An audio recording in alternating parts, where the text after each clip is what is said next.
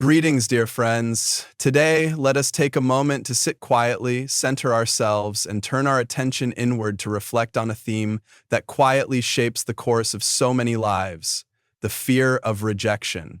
Have you ever found yourself holding back from sharing your truth, pursuing your dream, or reaching out to someone simply because you feared hearing the word no?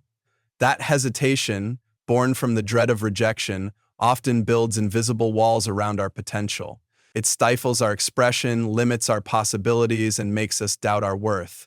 But what if I told you that rejection isn't the end of a story? Rather, it can be the beginning of a more meaningful chapter. In this reflection, we'll explore timeless Buddhist wisdom, real-life stories of resilience, and practical steps to transform rejection from a wound into a teacher, one that can guide you back to your true self. Artment.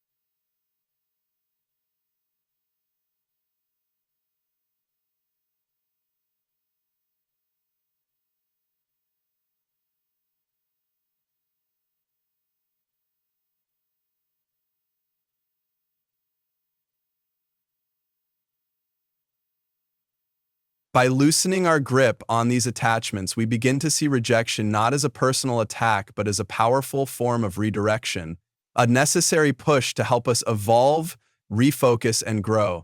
Think of a tall tree standing amidst a storm in the forest. The wind may bend its branches, but it does not break, it adapts. It continues to grow. Rejection is like that wind, not here to destroy us, but to test our roots and show us where we need to strengthen. A teaching from the Buddha. There is a well-known story from the Buddha's life. One day, a man full of anger approached the Buddha and began to insult him. Calm and unmoved, the Buddha asked, "If someone offers you a gift and you do not accept it, to whom does the gift belong?" The man, confused, answered, "To the one who offered it." The Buddha smiled and said, "Then I do not accept your anger." This profound response reminds us that rejection, like anger, often reveals more about the one giving it than the one receiving it.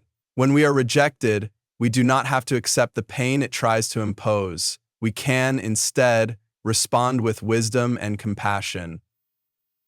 Why rejection hurts and how we heal rejection feels painful because it challenges our basic human need to belong and be valued.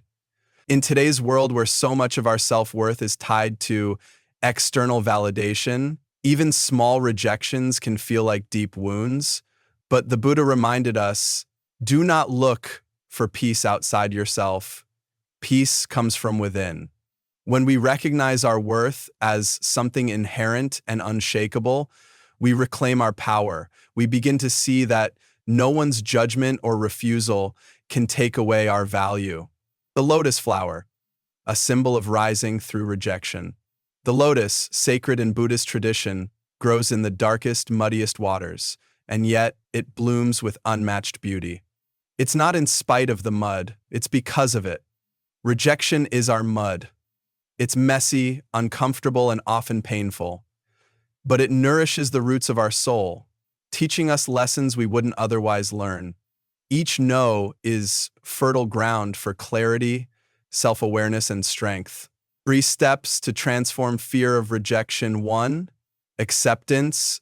Acknowledge that rejection is part of being human. It doesn't define your worth. Everyone, no matter how strong, faces it. 2. Reflection.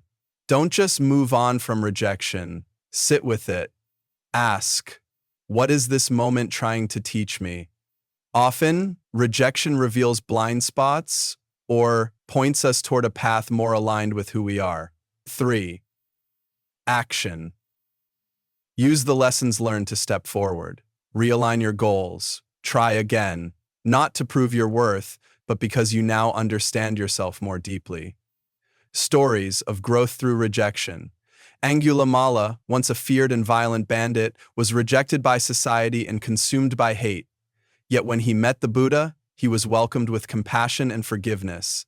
That moment transformed his life. He became a monk, a seeker of peace, and a living example of the power of redemption. In my own journey as a monk, I often feared not being accepted. There were moments when I was turned away from teachings, retreats, even from fellow practitioners. I remember once being denied entry into a meditation retreat I longed to attend. At first, I felt crushed, but I later realized that the rejection was asking me to go deeper, not into the retreat, but into myself. When I finally returned, I was not just accepted, I was ready. A mindfulness practice for rejection. Let's try a simple practice together. Close your eyes, take a deep breath in. As you inhale, silently say, I am enough. As you exhale, release the weight of fear and rejection. Repeat this for a few minutes daily. Let these words anchor you in truth. Mindfulness allows us to see rejection for what it is, not a judgment of who we are, but a moment in time. And in that space of awareness, we begin to reclaim our power. Final reflection. Rejection as a mirror. The Bodhi tree, under which the Buddha attained enlightenment, stood firm through storms and droughts. It didn't avoid struggle, it endured and flourished. Similarly, each rejection we face deepens our roots, strengthening our spirit. I remember once seeking guidance from a revered teacher. He looked at me and simply said, "Come back when you are ready." It hurt, but over time I understood. I wasn't being cast out, I was being guided inward. A dear friend once told me how his repeated rejections nearly destroyed his dream of building a community center.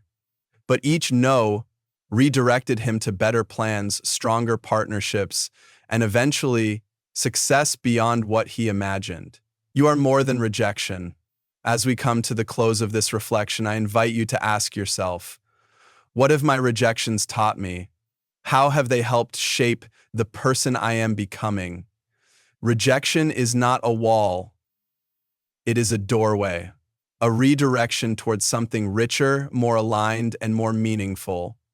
Don't run from rejection. Sit with it, learn from it, and then move forward with grace. If this message touched you, I invite you to subscribe to our YouTube channel. Together, we'll continue to explore the deep wisdom of mindfulness, spirituality, and growth. Share this video with someone who may be struggling with rejection. Let's lift each other up and bloom like the lotus from the mud of experience.